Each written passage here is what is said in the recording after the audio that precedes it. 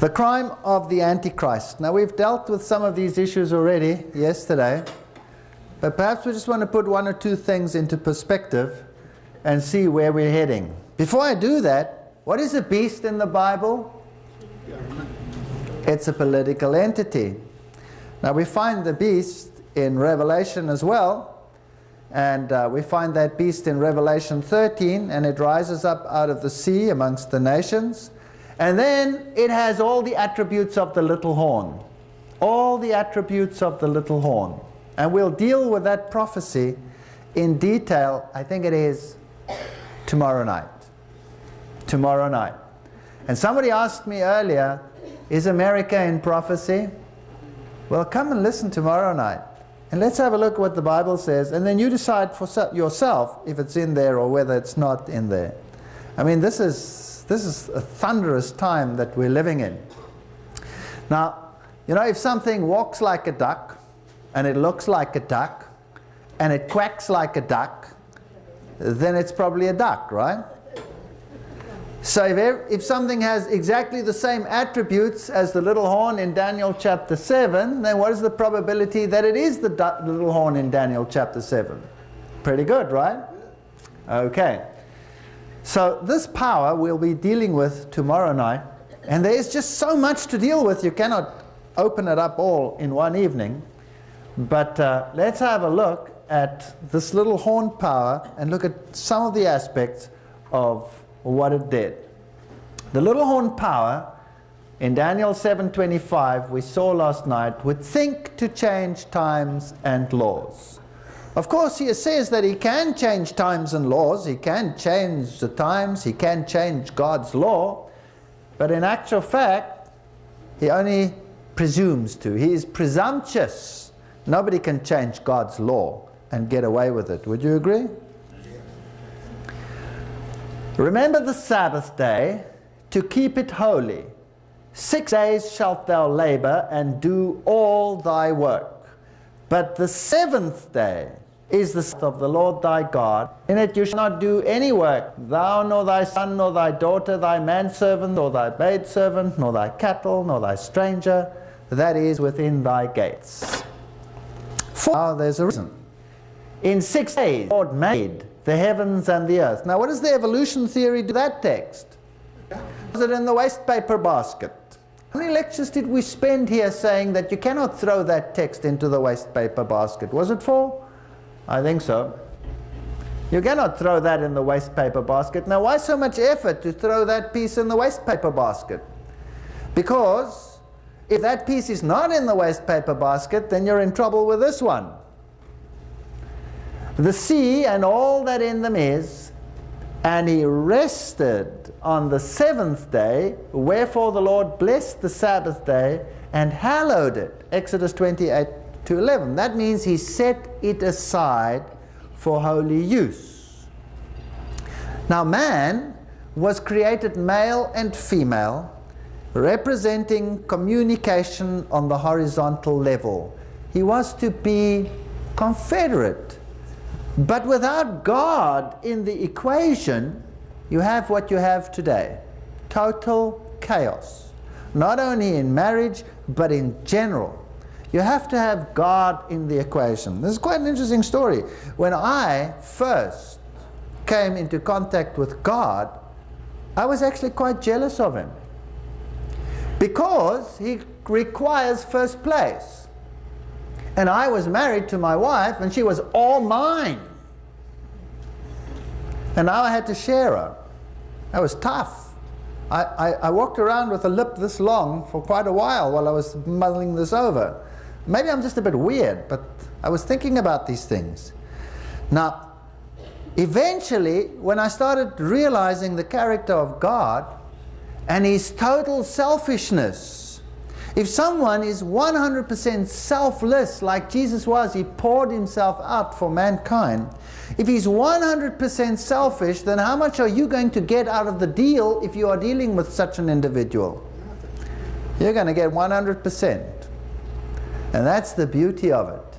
You see, if you love God supremely, you get God's love supremely, unselfishly, poured out upon you, and the blessing becomes so great that the relationship between a man and a woman gets increased in relationship glory, whatever you want to call it, millions of times. It gets enhanced because God is in the equation. In fact, God can set so many of our selfish rituals straight. How many people are linked to each other by selfish ties? That the one may not do this or that or the other because the other one restrains him. Now, if you have the Spirit of God in you, you become selfless, and your whole view changes, and you want to make the other one more happy by giving more and more freedom. And of course that is dangerous in the eyes of the world, because freedom means you can do what you want to. So it's a question of choice. So if you're making your choices within the realms of what God has defined as right and good, then the relationship can blossom. It's absolutely amazing. So here God says that you must keep the Sabbath day, for in 6 days the Lord made the heavens, the earth, the sea, and all that is in them. He's the creator. He's the one that brought it all about. And he rested on the 7th day. He rested. Was God tired? No, God wasn't tired. So what is this rest that he found in his relationship with man? He rested because in man he found the fulfillment of his whole plan for the entire universe. His whole plan. In man was to be made manifest the glory of God. He created man for his own glory, says the Bible. In other words, man was to reflect to the universe the glory and the wisdom of God. It's a noble, noble purpose. Tremendous thoughts. So here, God looked at this new creation of his, and he found rest in it. It's like when you have a new relationship. You've met this woman of your dreams, or if you are of the opposite sex, this man of your dreams. And you've been separated for a while, and now you come together again for the first time, and you look at each other and you hold each other, and you have nothing to say except rest. To find rest in the relationship. Does that make any sense? So God rested. He found peace in the relationship, even though he knew that war was going to break out all around him as a consequence, because the devil was angry when he created man. He was angry. But God found rest in man, and man can find rest in God in spite of what's going on around us. So he rested on the 7th day. Wherefore the Lord blessed the Sabbath day and hallowed it. Do you know that two lovers that really love each other can find rest in each other even if the whole world is going up in smoke around them? Did you know that? Absolutely. So we can only find rest in God. So God took this Sabbath day and set it aside for a holy purpose. He said to man, you go and have dominion. You go and do whatever you want to do. You place the world under you. Put it into subjection. Change it, modify it, do whatever you like. But once a week, let's come and have Holy Communion together. We will talk every day. We will walk together every day. We will commune every day. But let's set a day aside. That's what it is all about. Exodus 20:11, for in 6 days the Lord made the heavens and the earth, the sea, and all in them, and he rested. And the Hebrew word used there is nuach, whereas previously it was Shabbat, the 7th day. Wherefore the Lord blessed the Sabbath day, and he hallowed it. And this nuach, if you look it up in the Strong's Concordance, means to rest, to settle down. It means to be confederate. Just like I've been explaining, to be together, to have this feeling that, wow, this is great, we belong together. Moreover, Also I gave them my Sabbaths to be a sign between me and them, that they may know that I am the Lord that sanctify them. This holy relationship, this capacity to do what is right, this will to do what is right, comes from God. And so the Lord gave the Sabbath as a sign between them, that they may know that He, the Lord, is the one that sanctifies them. Ezekiel 20, verse 12 and 20. So and here's another parallel text. And hallow my Sabbaths, hallow them, and they shall be a sign between me and you, that you may know that I am the Lord your God. This is weird. Is it possible that somebody else could be the Lord your God? Yes or no? Yes, it is. Well, many people, the ancient folks, even the Israelites, constantly strayed and bowed down to another deity, whoever he was, whether he was Moloch, or whether he was Baal, or whether he was whatever, or they worshipped Ashtoreth, the queen of heaven. All these strange deities. God says, no, no, no, listen here. I make a pact with you. Hallow my Sabbath, and it shall be a sign between me and you, that you may know that I am the Lord your God. It's like a test. It's like a test. Exodus 31, verse 13. Speak thou also unto the children of Israel, saying, Verily my Sabbaths ye shall keep, for it is a sign between me and you throughout your generations, that you may know that I am the Lord that doth sanctify you. Not another, I am the one. Exodus 31:16, Wherefore the children of Israel shall keep the Sabbath, to observe the Sabbath throughout their generation, for a perpetual covenant. For a perpetual covenant. Now let's have a look at this sign. It is a sign, Hebrews, the word there is oath, between me and the children of Israel forever. Why? For in 6 days the Lord made the heavens and the earth, and rested on the seventh day, and he was refreshed. Nafash. Very interesting verse this. So it is a sign. And why? Because God is your creator. He's your owner. He says there, choose me. I am the one who made you. All the others didn't make you. They're just stealing you and offering you nothing in return but death.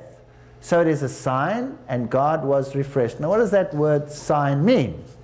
Well, if you look up the Hebrew again, and it says it is a token, it is an ensign, it is a miracle if you like, and it is a mark, it is a standard, it is a mark, a signal, a distinguishing mark. That's the Strong's Concordance definition of the word. So does God have a mark? Yes. What is it? Sabbath. It's the Sabbath. God has a mark. Does the beast have a mark? Yeah, it's called the mark of the beast. I wonder what that is. Is it a computer in Brussels? Is it a barcode that will be chapped onto your hand? Is it something that you find on a can of beans? If you look at the bottom? Is God interested in lines on a can of beans, or is he interested in your character and in your allegiance? What is he interested in? In your character and in your allegiance. So let's have a look at this very carefully. All right. So we've now established that God has a mark, a sign, and it is the Sabbath. So it is a mark or a sign between me and the children of Israel forever. For in 6 days the Lord made the heavens and the earth, and the seventh day he rested, and he was refreshed. So we must understand God's mark, his sign, or his seal. These are synonyms. Let's have a look at the seal of the United States. Seeing that we are in the United States, a seal authenticates a document. This is the seal of the President of the United States of America. And this was a typical royal seal. This was the seal of George VI, Regent King of England. Note the three elements. It gives his name, George VI, and it gives his title, which is King, and it gives his territory, which is Great Britain and the Dominions. So a typical seal has all those components, the title, and it has the name, and it has the territory. And without it, a law would be useless. It would have no authority. Now the Decalogue is a law. It is the law of God. Now this whole law has its authority only because it has a seal in it. God's seal is in the heart of God's law. Let's listen to this carefully. All the other commandments are just commandments. Thou shalt not kill, thou shalt not do this, thou shalt not do that, thou shalt not have another God besides me, thou shalt not use the name in vain, honor your parents and you will have a long life, etc. But here there's something special. Remember the Sabbath day to keep it holy. 6 days shall you labor and do all your work. But the seventh day is the Sabbath of the Lord your God. For in 6 days the Lord, there's the name. That's Yahweh. That's God's name. We have a name. He made the heavens and the earth. So that is the title. He's the creator. And what is the dominion? Heaven, earth, sea, all that is in them. So there you have the dominion. All the elements are there. And without the Sabbath, the law would have no authenticity. It would be just another document. But now it has the stamp of God. Yahweh, your creator, dominion, heaven, earth, sea, everything, every nation, everything that was ever created is under my dominion. Now, if the United States makes a law, a new law, and proclaims a new law, then that law must be signed by whom before it comes into effect? The president. The president must sign it.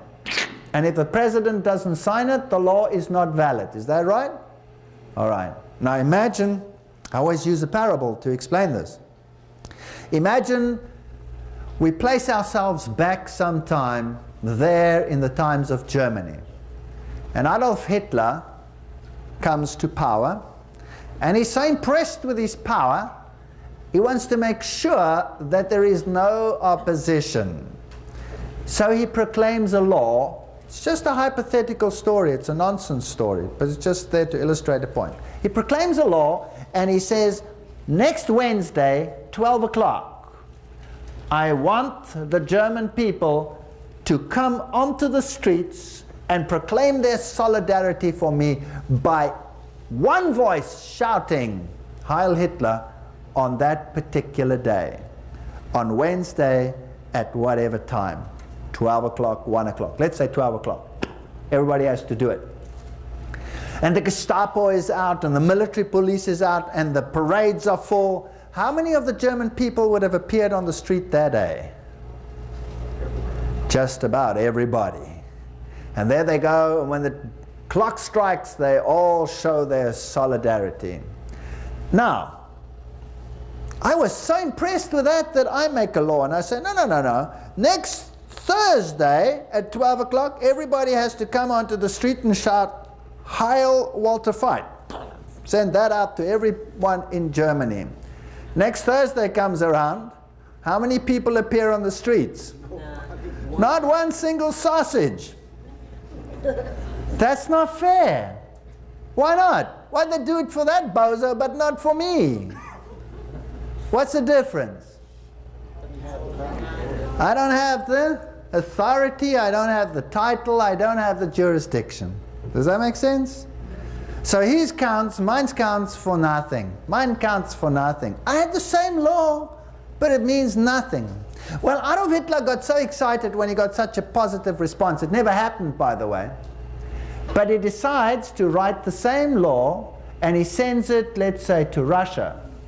And says, next Wednesday, 12 o'clock, I want the Russian people on the roads and shouting the same thing. How many Russians would appear on the streets?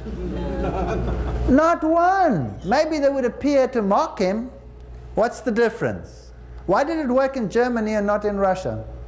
Because he didn't have the power. He didn't have the jurisdiction. He might have had a title, and he might have had all those things, but he didn't have the jurisdiction. So here we have all of these in one shot. The Lord, that's his name, We have the jurisdiction, we have the title, the creator, and we have the jurisdiction, which includes everything on earth and in heaven. So everybody has to obey him. This makes the law authentic and gives power to the whole of the law. Without the Sabbath, without that signature, the whole law becomes just another document with rules. Not saying where it comes from, not saying who has the authority. So the Lord, the Creator, heaven and earth, that is what authenticates the whole law. Everybody understand that? Without it, the law is not authenticated. So this seal contains his name, his title, and his territory. Moreover, I gave them my Sabbath to be a sign between me and them, that they may know that I am the Lord that sanctified them. So now, how do I show God that I am willing to obey him? Do I put up a big banner? Do I wear a certain dress? Do I put a certain hat on my head? Do I do whatever? Or do I just obey him and keep that day because he said so?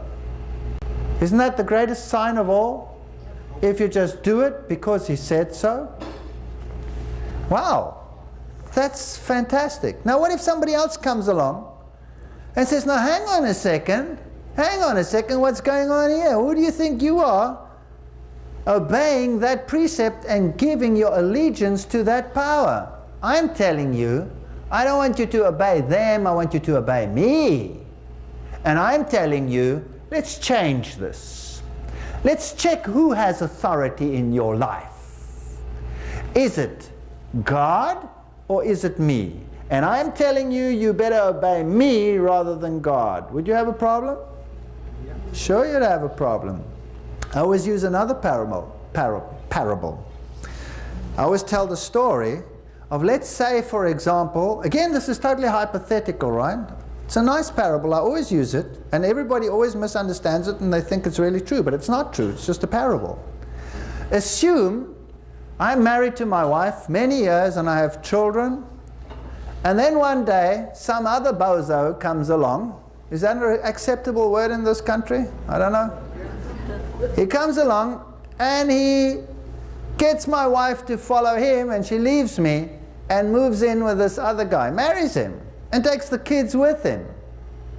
Now I'm devastated. There she is with this other guy. And why she wants to choose this guy with the cauliflower ears and the buck teeth in the first place, I don't know, but she's off with him and she's left me. And now I had certain rules in my house. Let's say the kids have to be in bed at a certain time, or they have to do their homework, or they have to help in the house, and they're not allowed to watch bad stuff on television, and if they go out they have to be back at a reasonable time. Stuff like that, normal stuff.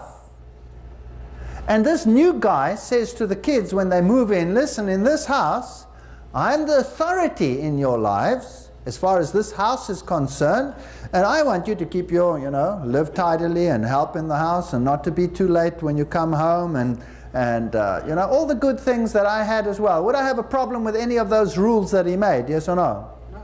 I would have no problem with them whatsoever. But then he has one extra rule. And he says to my kids, listen, I have one extra rule. Your dad has had authority over you in the past. Your dad had authority over you in the past. But that is over. I am the new authority in your life, and you will obey me. And the kids say, hang on a second, we have visitation times with my dad on certain days. He only has that particular day which he has specified, because it's the right one or whatever. And this guy says, no way, you will listen to me, no longer to your dad. Would I have a problem with that rule? Yeah, I'd probably go around and modify his nose by turning it around 360 degrees, right? Now why does that rule irritate me? Because it affects my authority. Nobody messes with my authority when it comes to my kids. They're my kids too. They're my kids too. Now God feels the same way. We are his kids. And another power comes along and says, I don't care about these other rules, but this particular one, the one that tests authority, you will obey me and not God. Hey, God says, I'll turn your nose around 360 degrees, whether you like it or not. And He will. It's going to happen. So God says, I gave them my Sabbath to be a sign between me and them, that they may know that I am the Lord that sanctifies them. Isaiah 58:13 says, if you turn away thy foot from the Sabbath, from doing thy pleasure on my holy day, and call the Sabbath a delight. I'm not talking about the way the Jews kept the Sabbath, a ritual where you do this and you're not allowed to do that, and you're not allowed to eat egg that was laid on the Sabbath, and you're not allowed to do this, that, and the other, walk so many yards or whatever. No, no, no, no, that's a burden. It says here, He called the Sabbath a delight, not the burden. The holy of the Lord, honorable, and shall honor Him, and not doing thine own ways, nor finding thine own pleasure, nor speaking thine own words. Then shalt thou delight thyself in the Lord, and I will cause thee to ride upon the high places of the earth, and feed thee with the heritage of Jacob thy father, for the mouth of the Lord has spoken it. He says, if you honor my authority in your life, and you spend it with me, and you allow me to sanctify you, you will be happy, and you will have the heritage of Jacob, which is eternal life. And what about the strangers? Did it apply only to the Jews this Sabbath day? Isaiah 56:6 and 7. All the sons of the stranger that join themselves to the Lord, to serve Him and to love the name of the Lord, to be His servants, everyone that keeps the Sabbath. The Sabbath became the sign of your allegiance to the deity called Yahweh. It was the sign.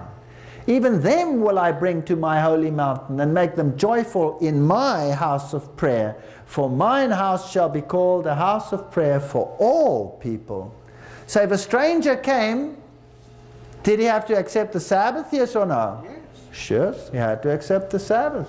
Deuteronomy 11:13 to 20, and it will be for you, if you will listen carefully to my commandments, which I command you today. Take heed to yourselves, that your heart may not be deceived. The commandments are the law. They're rigid. You cannot change them. And you turn aside and serve other gods and worship them. So is there a possibility that this conflict could arise? Yes or no? Certainly could. Therefore, now listen carefully. You shall lay up these my words in your hearts, talking about the commandments of God, and in your souls, and bind them for a sign upon your hand. Listen carefully now. On your hand, so that they may be as frontlets between your eyes.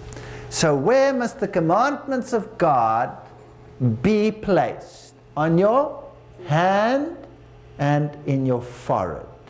Wow! Is there a mark of a beast that must be placed on the hand or the forehead? Yes or no? Oh. But the commandments of God must be on your hand, on your forehead. Now the Jews were very clever. They wrote out the 10 commandments on a little plaque and stuck them on the hand and stuck them on the forehead, and therefore the deed was done. Ta-dum, ta-dum, ta-dum, ta-dum, ta-dum, ta-da-dee-dee. I've got the law in my hand, I've got the law in my forehead. Big deal. Do you think that's what God had in mind? That would be so silly, it would be unbelievable. God never had that in mind. What did He have in mind when He said that? He said, tie them to your hand, act accordingly. Put them in there, think accordingly. Doesn't that make sense? It's got nothing to do with an outward sign. God is not silly. And these words which I command you this day shall be in your hearts. That's where He wanted them. I wonder whether they cut it open over here and put the plaque inside there as well. No, they didn't. And you shall carefully teach them to your sons, and you shall bind them for a sign upon your hand, and they shall be as frontlets between your eyes here in your cognitive thinking. This is God's law. I will keep God's law. He is my God. I will follow Him. That's what it says. Continue in Exodus chapter 13 verse 9. It shall be a sign unto them upon thine hand, and for a memorial between thine eyes, that the Lord's law may be in thy mouth. It's pretty clear. What must be on the forehead and on the hand? The law of God. It's got nothing to do with a barcode from a can of beans or whatever. It's got to do with the law of God that has to be on your hand and that has to be in your forehead. Now what about that other guy with the cauliflower ears and the buck teeth who takes away the followers of God? Actually, he doesn't have cauliflower ears and buck teeth. He's actually quite handsome. It's quite irritating. But in any case, takes them away and misleads them. Misleads them. And he says, no, no, no, no, no. My sign, my mark on your forehead or your hand. Well, let's have a look. What was the purpose then of the Sabbath? It was a day of rest. It was a day of blessing. It was a day of peace. It was a sign. It was a memorial to creation. It was a symbol of sanctification. It was a hallowed day. And it was a perpetual covenant. That was what there was. And remember, Mark 2 verse 27, the Sabbath was made for man, and not man for the Sabbath. That doesn't get rid of the Sabbath. It just tells you that man needs the Sabbath.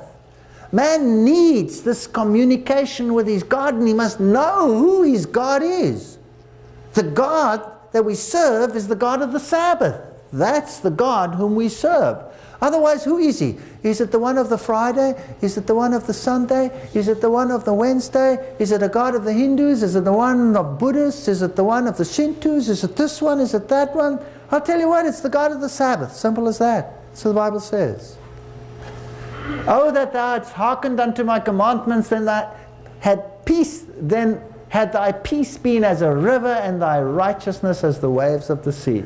Isaiah 48:18. You would know exactly where you stand, or where you are. Deuteronomy 5:29.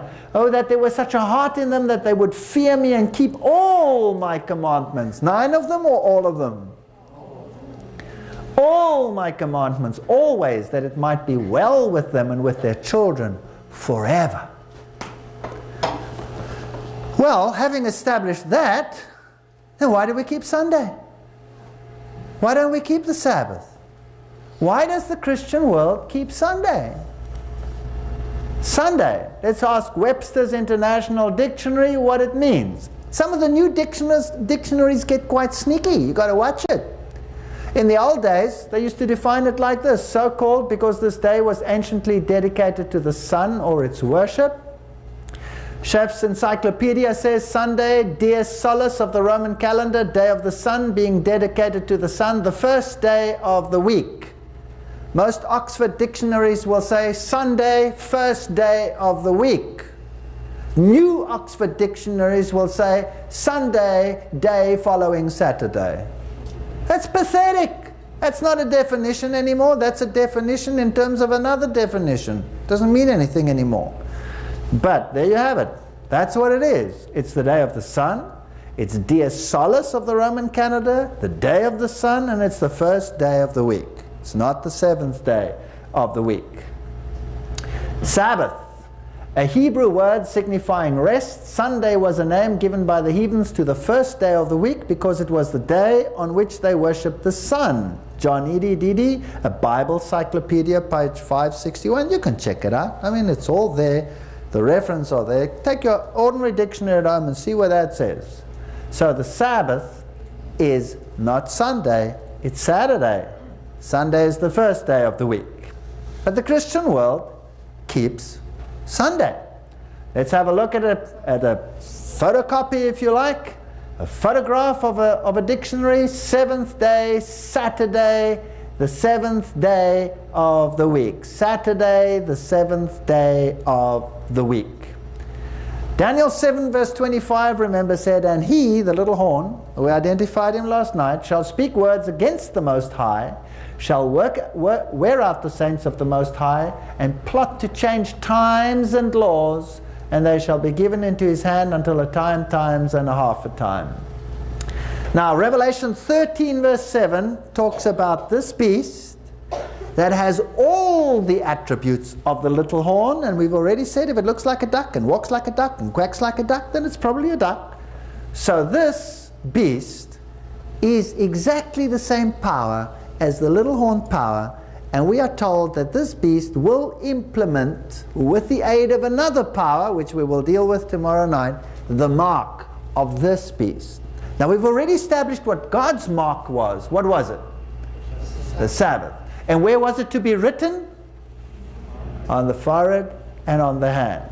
Now, it was given unto him to make war with the saints and to overcome them, and the power was given him over all kindreds and tongues and nations. Revelation 13:7. And he causes all, both small and great, rich and poor, free and bond, to receive a mark in their right hand or in their foreheads, and that no man might buy or sell save he that had the mark, or the name of the beast, or the number of his name. Fascinating text. Fascinating text. We will deal with this in detail and take it apart. Every aspect of that text we will open up. One little difference between God's mark and the beast marks, and it's just a tiny little difference. It lies over here.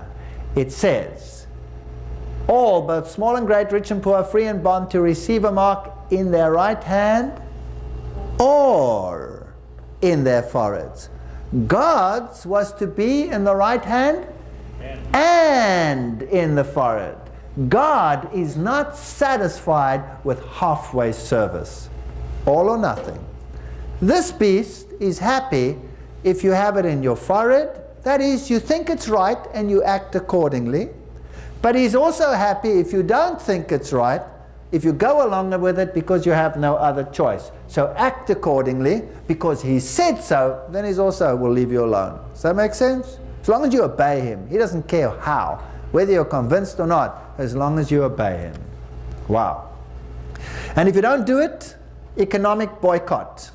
You will not be able to buy or sell. We'll freeze your bank account. We'll freeze it. And save that you have this mark, or the name of the beast, which stands for its character, or the number, and we'll be dealing with that as well. Now let's have a look at the Roman Decretalia. Now this comes from a Roman Catholic source, Decretal de Translat Episcop. He, the Pope, can pronounce sentences and judgments in contradictions to the rights of nations, to the law of God and man. He's a mighty man. He's mightier than God or any nation on earth. He can free himself from the commands of the apostles, he being their superior, and from the rules of the Old Testament. He can do whatever he likes. We read further. The Pope has the power to change times, to abrogate laws, and to dispense with all things, even the precepts of Christ. So no matter what the old husband said, I'm the new husband around here, you won't listen to your previous dad, you'll listen to me. Have we got this other guy around? Yes or no? Yes. We have him around. There he is. Let's see what he says. 2 Thessalonians 2:3-4. Let no man deceive you by any means, for that day shall not come except there come a falling away first, and that man of sin, which is transgressing of the law, will be revealed, the son of perdition, who opposes and exalteth himself above all that is called God. He's the other guy. And his day is coming when his nose will be twisted 360 degrees, not by me or by any man, but by God. Without human hands, the Bible says. Pope Nicholas, quoted in Facts for the Time, the Pope's will stands for reason. He can dispense above the law and of wrong make right by correcting and changing laws. He's a powerful guy. He can do whatever he likes. Ask the Catholic Church, which is the Sabbath day? It says Saturday is the Sabbath day. Your dad said keep Saturday, but I'm telling you no visitation on that day. Then why do you observe Sunday instead of Saturday? Why? Because I'm the new authority in your life, and we observe Sunday instead of Saturday because we, the Catholic Church, transferred the solemnity from Saturday to Sunday. This is not just any source. This is the Convert's Catechism of Catholic Doctrine, 1957. That's pretty straight out of the horse's mouth. This is the new boyfriend. And he says, you will not listen to your dad, you'll listen to me because I said so. So what is he attacking? Isn't he attacking the authority of God? You cannot attack the authority of God on the strength of any other commandment except the Sabbath. You can only attack the authority of God on the strength of the Sabbath, because that is what determines the authority. So what is the mark of the beast then? We have a beast. We have a beast that says, you will accept my mark, and you will have it on your hand or your forehead. We have a seal of God, which is a mark which says, you will keep the commandments of God on your hands and on your foreheads. Whoa, we're coming to an impasse. There's no compromise here. What does the beast say? What is its mark? This is the Catholic record, September 1, 1923. They say, Sunday is our mark of authority. So what is the mark of the beast then? What does it say? It says Sunday. The church is above the Bible. Wow. I'm the new boyfriend. You don't listen to the rules of your dad. You listen to me. And this transference of Sabbath observance is proof of that fact. Catholic record. There they say it. So we have two marks on this earth, and the choice is ours. Either we obey God, or we obey the new boyfriend. That's it. So Satan has attacked the Sabbath because it is the seal of God. It affects the authority of God. Let's have some more quotes. Catholic World, March 1894. She took the pagan Sunday and made it the Christian Sunday, and thus the pagan Sunday, dedicated to Balder, that's Baal, became the Christian Sunday, sacred to Jesus. Interesting. Let's take another one. Faith of Our Fathers, Cardinal Gibbons. Of course the Catholic Church claims that the change was her act. And the act, and he reiterates it, is a mark of her ecclesiastical power. She says she's mightier than God in this issue. I don't care what laws God made, you will listen to me. This is real arrogance. The Bible says, remember that thou keep holy the Sabbath day. The Catholic Church says, no. They're pretty straight. Who's this speaking? Oh, it's Father Enright, writing in the American Sentinel. This is the Catholic Church spokesman. He says, the Bible says so, but the Catholic Church says no. By my divine power, I abolish the Sabbath day and command you to keep holy the first day of the week. And lo, the entire civilized world bows down in reverent obedience to the command of the Holy Catholic Church. Isn't that arrogance beyond measure? It is so arrogant, freaks me out. By my divine power? Well, if that's their divine power, then it must be a different divine power to God's divine power, right or wrong. Right. There's another God on earth who sets himself up in the temple of God claiming to be God. So we have two that we are serving. Of course, the Catholic Church is not really God. It must have another power behind it. And the Bible says, and the dragon gave him his seat and power and great authority. Those are very sad words, and I don't say them flippantly. Catechismus Romanus, Pope Pius 1566, commanded by the Council of Trent, it pleased the Church of God that the religious celebration of the Sabbath day should be transferred to the Lord's Day, Sunday. Over and over. They say, I was in the Spirit on the Lord's Day, Revelation 1:10. They say, well, the Lord's Day was Sunday. It doesn't say so. It says, I was in the Spirit on the Lord's Day. It doesn't say what day it was. Only the Bible can say which is the Lord's Day. And there it is, Isaiah 58:13. If thou turn thy foot away from the Sabbath, from doing thy pleasure on my holy day, and call the Sabbath a delight, the holy of the Lord. So which is the Lord's Day according to the Bible? The Sabbath, not Sunday.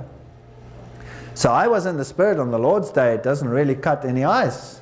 What about this one? Therefore the Son of Man is Lord also of the Sabbath. Does that do away with the Sabbath or establish who is in authority when it comes to the Sabbath? By the way, who created this world?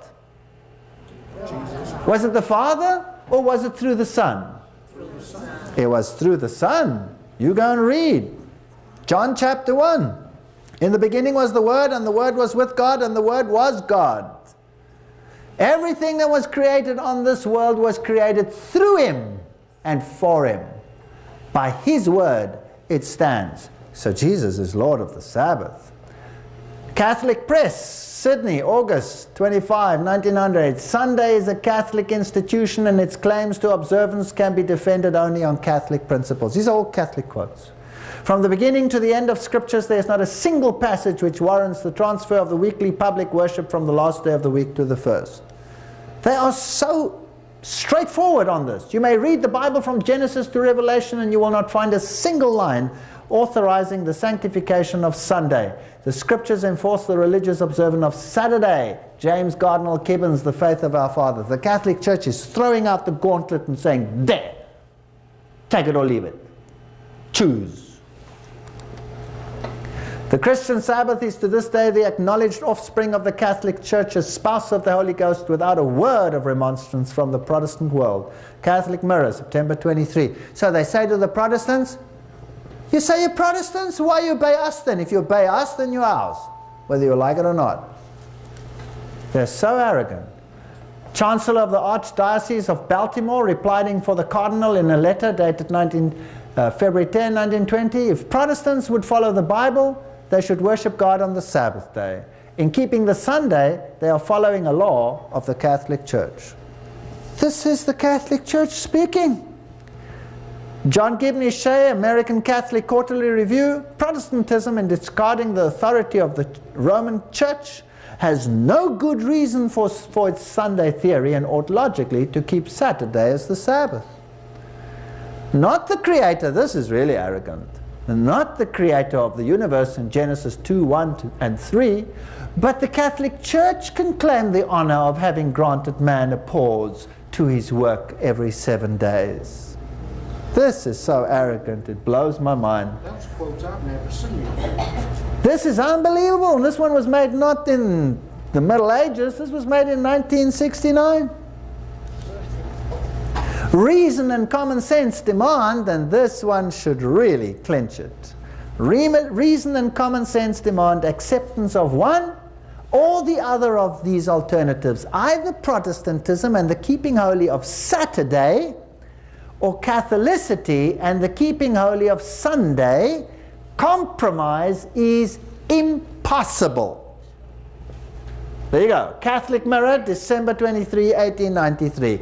There's the battle line. If you obey God, you keep which day?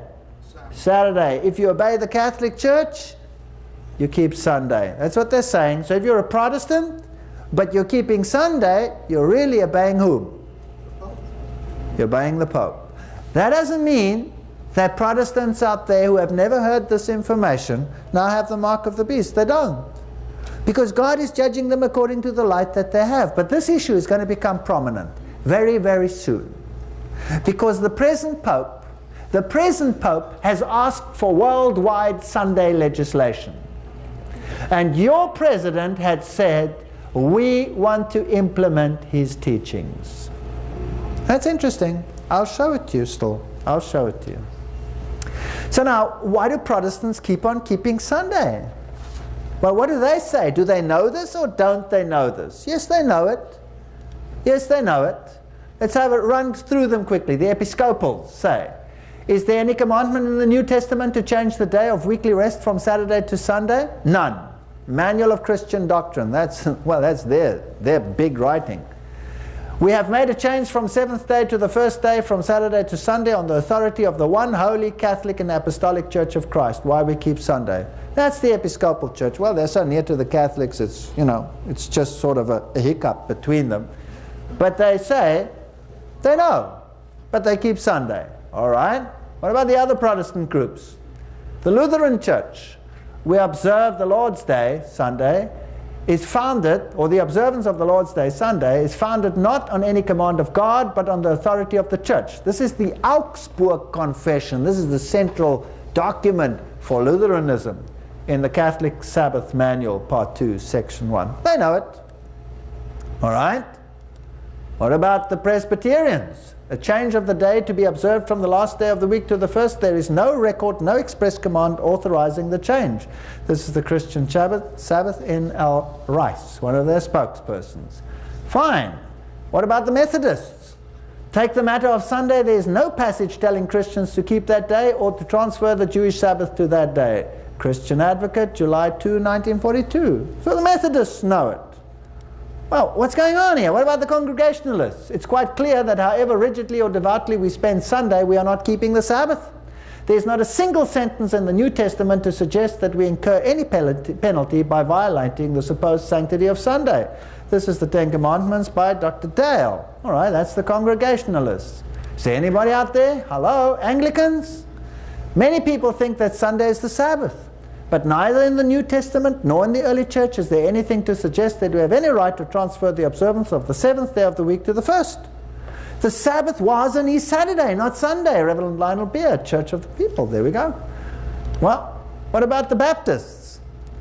There was and is a commandment to keep holy the Sabbath day, but that Sabbath was not Sunday.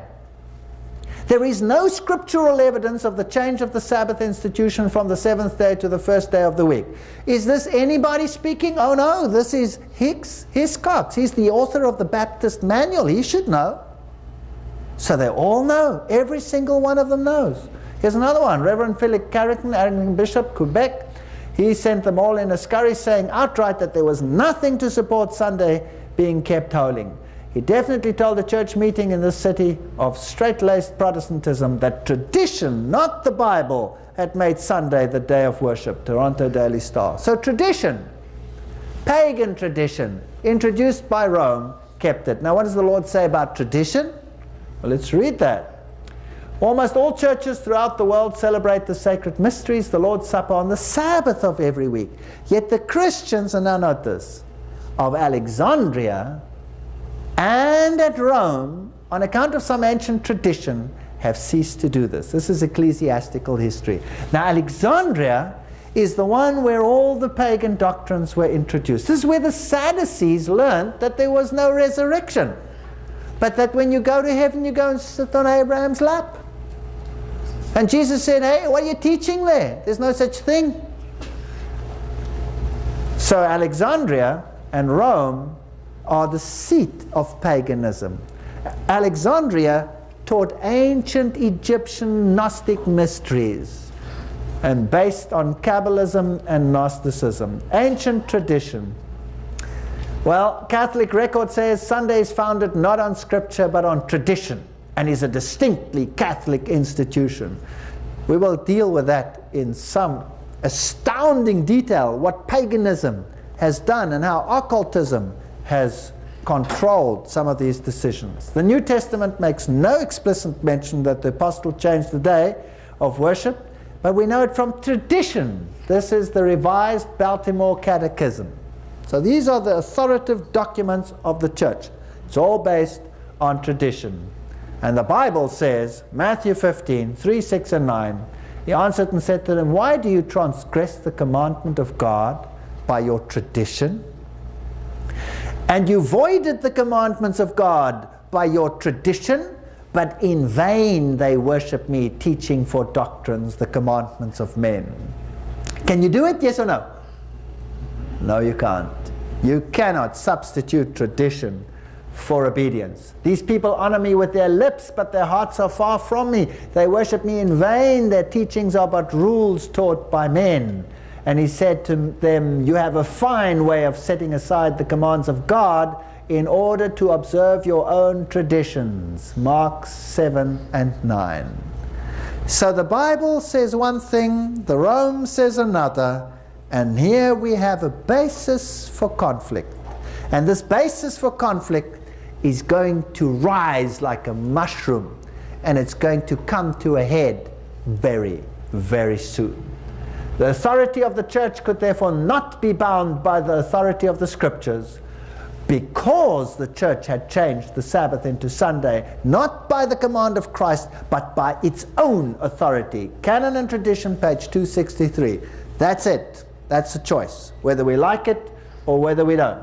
Acts 20 says, for I know this, that after my departure, grievous wolves come in and change the doctrines.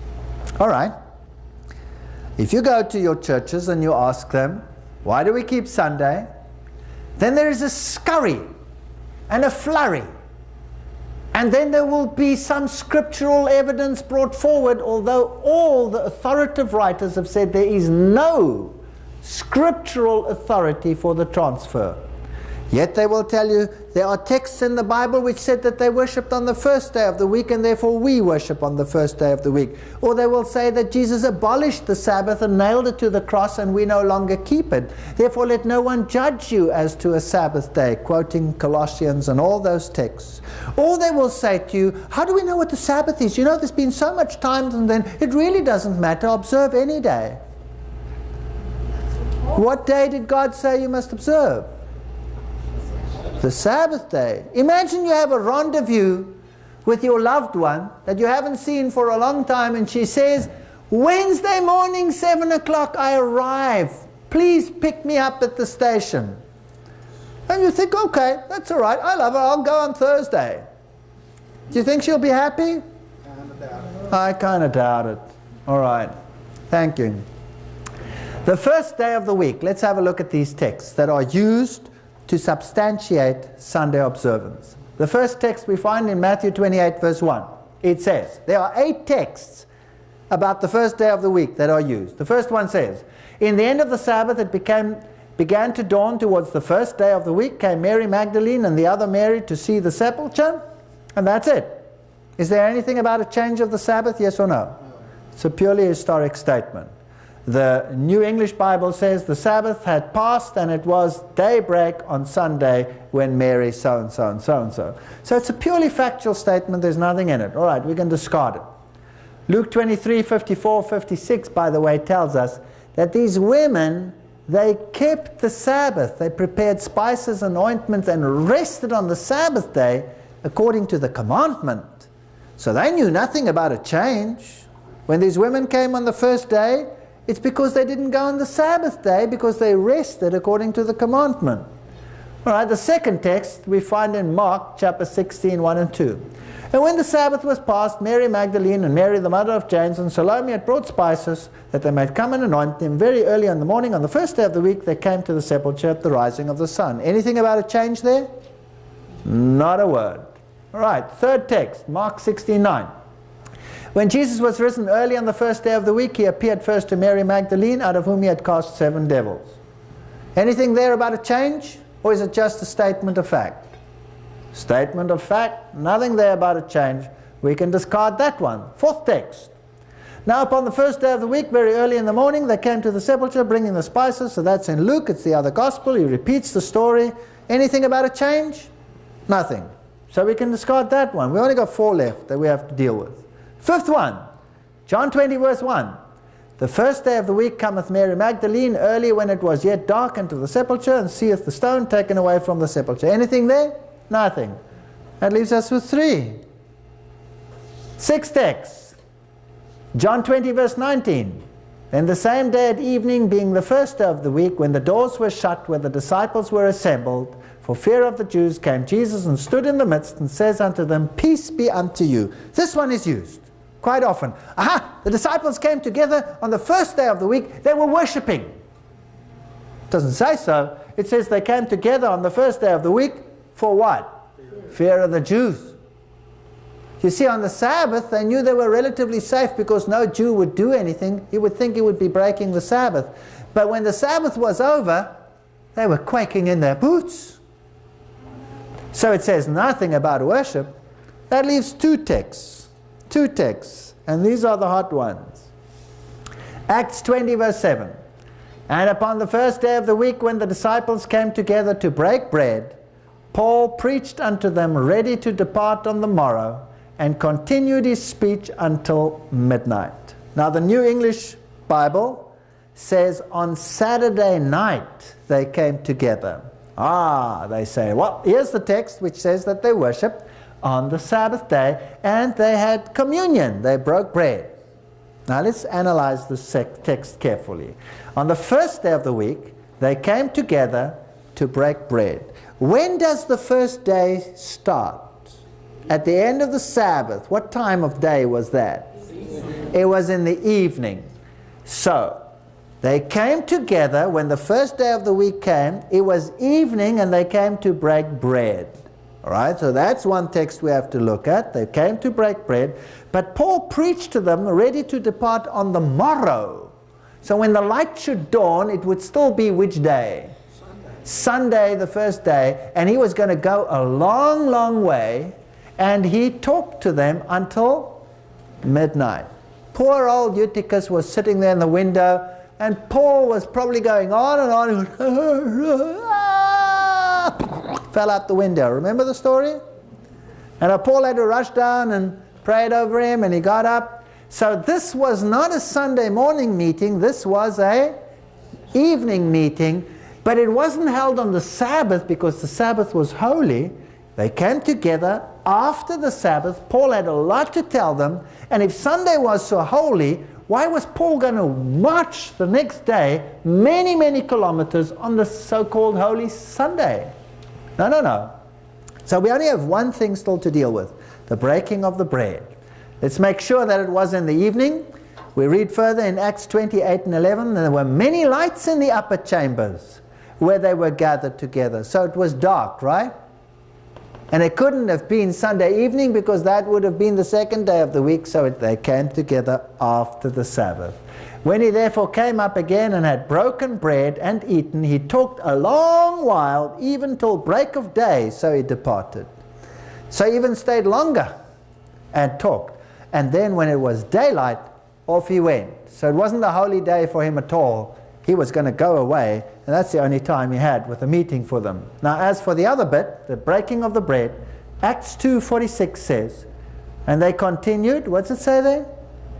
Daily with one accord in the temple, breaking bread from house to house, did they eat their meat with gladness of heart. So they didn't have a communion, they had supper together. That's what it was. So we have one text left. One text left. So in fact, this text, this previous one, supports the sanctity of the Sabbath. Because only after the Sabbath did they get together to discuss issues, and then off they went. 8th text, 1 Corinthians 16, 1 and 2. Now concerning the collection for the saints. Yes, they held church collection. As I have given order to the churches of Galatia, even so you do. Upon the first day of the week, let every one of you lay by him in store. By the way, the Weymouth translation brings it out nicely. It says, lay by at home, as God has prospered him, that there be no gathering when I come. So the critics will say, well, they held a collection during the service in church. No, no, no. The text refers to a putting aside of the money on the first day of the week at home. Now let's think about that. In the old days, like with many people that still work today that earn their money on a weekly basis, when is payday on a weekly basis? Friday. Friday you get your pay, the work is over, you get your pay. Now you take your money and you take it home. But in the mindset of the Hebrew, Friday is the preparation. You're getting ready for the Sabbath. Paul says, put your money aside when? On the first day of the week. The logical thing is to work it all out, put aside your offering and your tithe and whatever you want to put aside. Paul says no. Don't do it on the Friday when you get your money. The Sabbath is coming. The Sabbath is holy. Do it early on the first day of the week, after the Sabbath. So when the Sabbath is over, after Sunday, you go and sit down, put aside your money so that you don't use it during the next week, and then keep it there until it can be collected. So does it help Sunday worship or does it help Sabbath worship, this text? It's actually for Sabbath worship. The Sabbath is so holy, do it on the first day of the week. So none of those texts did it. So did Jesus change the Sabbath? Luke 4:16. And he came to Nazareth where he had been brought up, and as his custom was, he went into the synagogue on the Sabbath day and stood up to read. So Jesus kept the Sabbath. Jesus said not one jot or one tittle would be removed from the law. Matthew 5:17 to 19. Jesus didn't change the Sabbath. For even hereunto we are called, because Christ also suffered for us, leaving us an example, that we should follow him. And we should walk even as he walked, 1 John 2:6. So Jesus kept the Sabbath. There's no evidence of a change of a Sabbath. So where's the evidence? Malachi 3:6, I am the Lord, I change not. Jesus didn't change. Psalms 89:4, my covenant will I not break, nor alter the thing which has gone out of my lips. God doesn't change. Jesus Christ is the same yesterday, today, and forever, Hebrews 13:8. Who changed it? Catholic Church, not Jesus. If you love me, then keep my commandments. If you love them, keep their commandments. If you keep my commandments, you shall abide in my love, even as I have kept my Father's commandments and abide in his love. And he said, I know him, and he that says I know him and keeps not his commandments is a liar, and the truth is not in him. That's strong words. 1 John 2 verse 4. That's it. You either obey God or you don't. For this is the love of God, that we keep his commandments, and his commandments are not grievous. 1 John 5 verse 3. Whosoever says that he lives in God should live just as Jesus Christ did. He kept the Sabbath. Christ also suffered for us, leaving us an example. If you love me, keep my commandments. That's the example. Well, the Christian world will say the cross changed the Sabbath. No, it didn't. Let's have a look. That day was the preparation. That was Friday. The word preparation is just used for that Friday. Preparing for the Sabbath. Luke 23:54. And the women also which came from Galilee followed, beheld the sepulchre, and laid down his body. You remember that story? And they returned, prepared spices, ointment, rested on the Sabbath. There's no change here whatsoever. According to the commandment, Luke. And they found the stone rolled away again on the first day. So, the 3 days of the crucifixion. You have the preparation, that was Friday. You have the Sabbath. Jesus rested in the grave. They rested on that day, the disciples and the women. And on the first day, things started up again. No change. No change. So neither the death nor the resurrection changes it. Can we really be sure which is the Sabbath day? Well, what about that one? Let's have a look what astronomy teaches us. Washington, D.C., your letter, 25 February. We had occasion to investigate the results and the work of specialists in chronology, and we have never found one of them that has ever had the slightest doubt about the continuity of the weekly cycle since the beginning of the Christian era. And that is U.S. Naval Observatory, Washington, D.C. Let's have a look at this. People say we might have lost the Sabbath. Well, the Sabbath was instituted there in creation. If we lost it, then it was re-established at the manna, because every week the Lord made a special miracle. On that day, the manna lasted 2 days. Every other day, it lasted 1 day. So the Sabbath, if it should have been lost, was reinstated over there. If it was lost thereafter, it was reinstated at Mount Sinai. Then, if we come to 46 BC, that's where the Julian calendar at least, was instituted. So we have absolute continuity from then onwards. And the cross falls in there, and we've just read, Jesus kept the Sabbath, the disciples kept the Sabbath, and that falls in the Julian calendar. There's no loss over there. Then in 1582, there's a change of the calendar, and we move to the Gregorian calendar. Oh, that's exciting. I like that. Because the Gregorian calendar refers to whom? To Pope Gregory. And Pope Gregory saw fit to change the times. Why?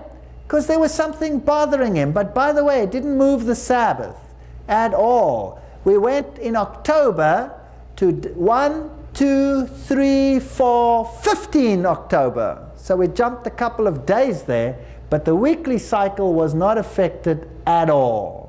So the Sabbath is intact. It has never been lost. By the way, why did the Pope want to move the calendar those days?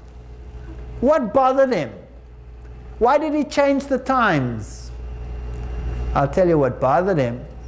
It bothered him that the Pasch, the Christian Pasch, was not 100% in line with the pagan feast of Ishtar, which we still call Easter to this day. And he wanted to shift the calendar those few days so that the world should keep all the pagan feasts rather than recognize what it is in the Bible. Did you know that there was war as a consequence? The British decided, no way are we going along with this. There was war as a consequence, but it was forced upon them because we will keep the pagan festivals. We will not obey the Bible. These people are very arrogant. So, no day is lost. The date shifts from the 4th to the 15th, but the weekly cycle is intact. Which day are the Jews keeping today? Saturday. Saturday, same as always. Matthew 24:20, pray that your flight be not in the winter nor on the Sabbath day. Jesus is saying 70 AD, when they come to destroy this place, pray that the Sabbath day will not be the day when you have to flee. So he foresaw the Sabbath still being in existence then. One last text. Shake your heads. Go, brrr, wake up. What about Colossians 2:16?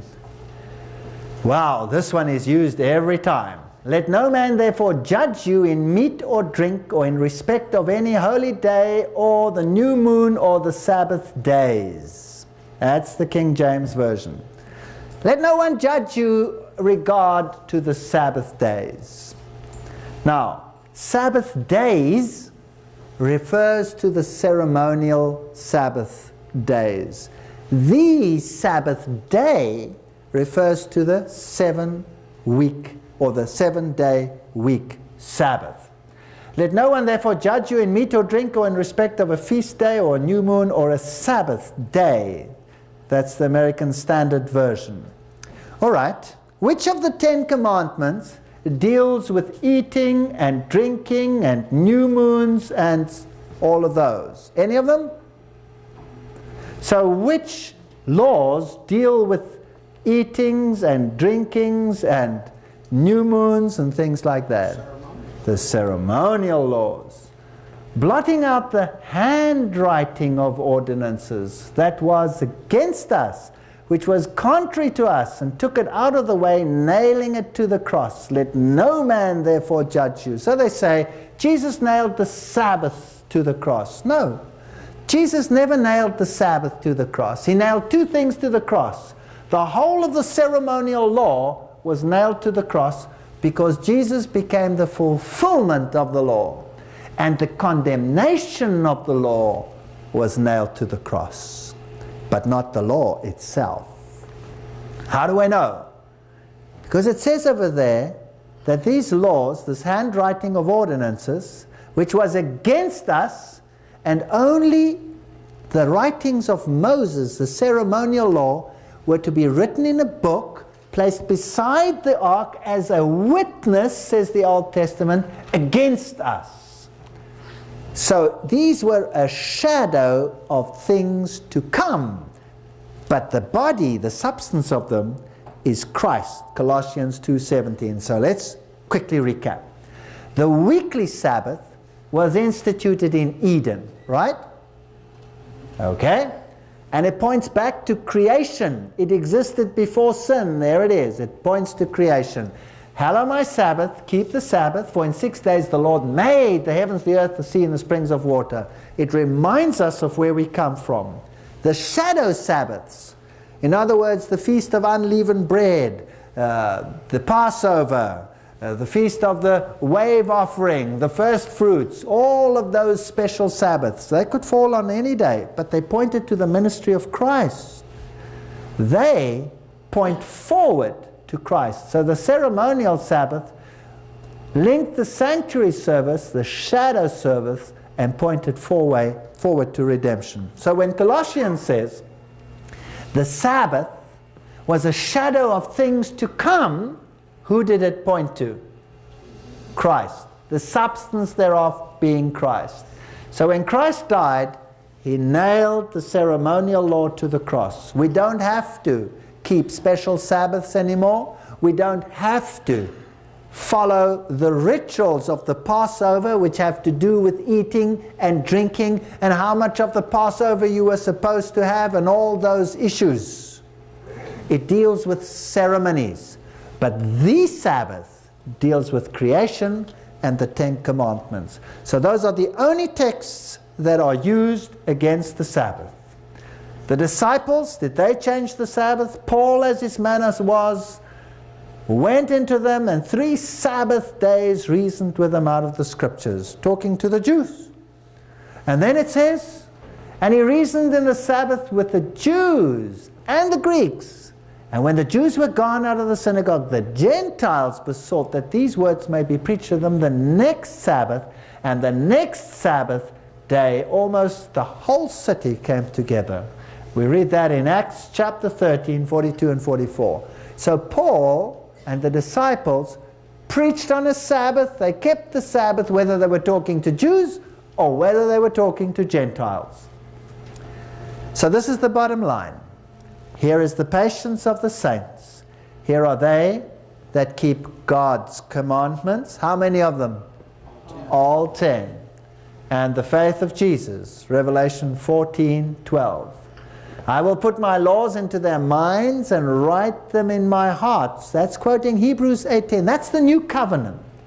The new covenant is taking the law of God, putting it into the heart, into the mind, onto the hand, into the forehead, act accordingly, think accordingly, obey God. The Catholic Church says no.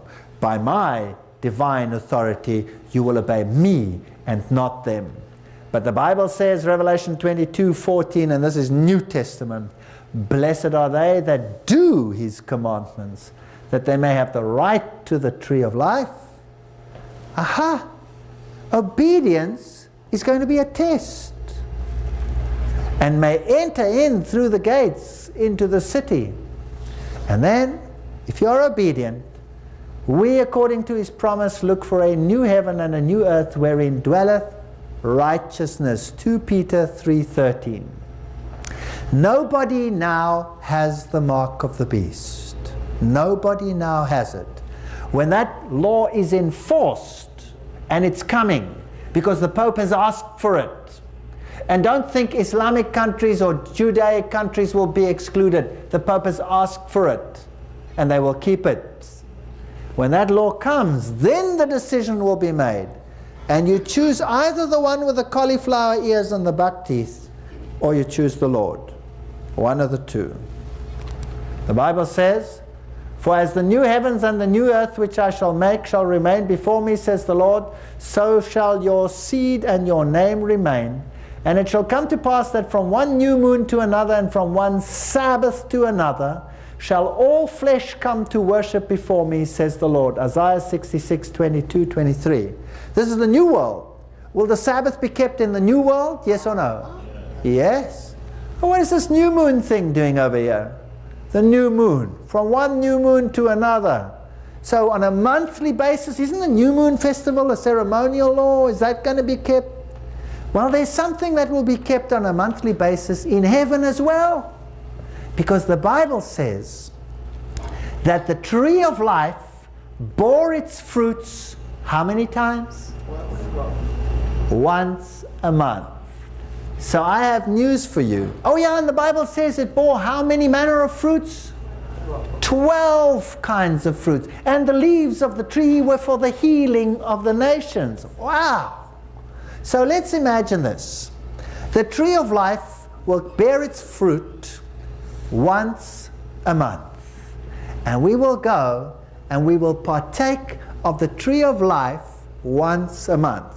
The leaves, maybe we make some tea, the most delightful tea, caffeine-free of course, from the tree of life. It's going to be a feast, folks.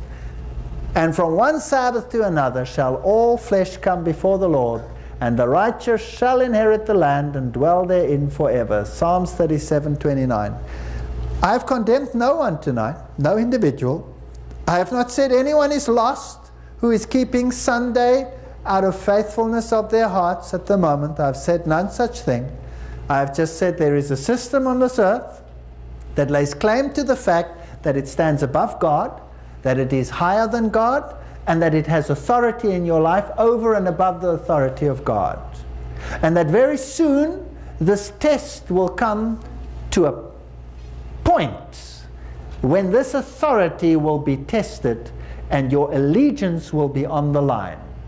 And you will be asked to choose the one or to choose the other. If you choose the one, you choose the beast and you obtain its mark. If you choose the other, then you will obtain the mark or the seal of God, and you will be sealed for God. That's what it is. Obedience does not lie in the day alone, because the Sabbath stands for how much of the law?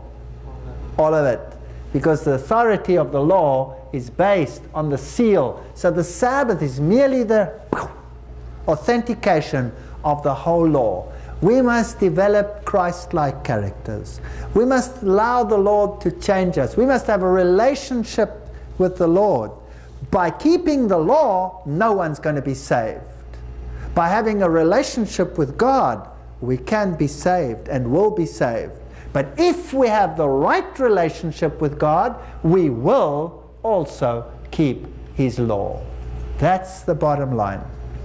I hope that this issue is clear. Tomorrow night we're going to deal with the beasts of Revelation 13. And particularly the people of this nation should be here. It's thunderous stuff. Don't miss it. Thank you for coming.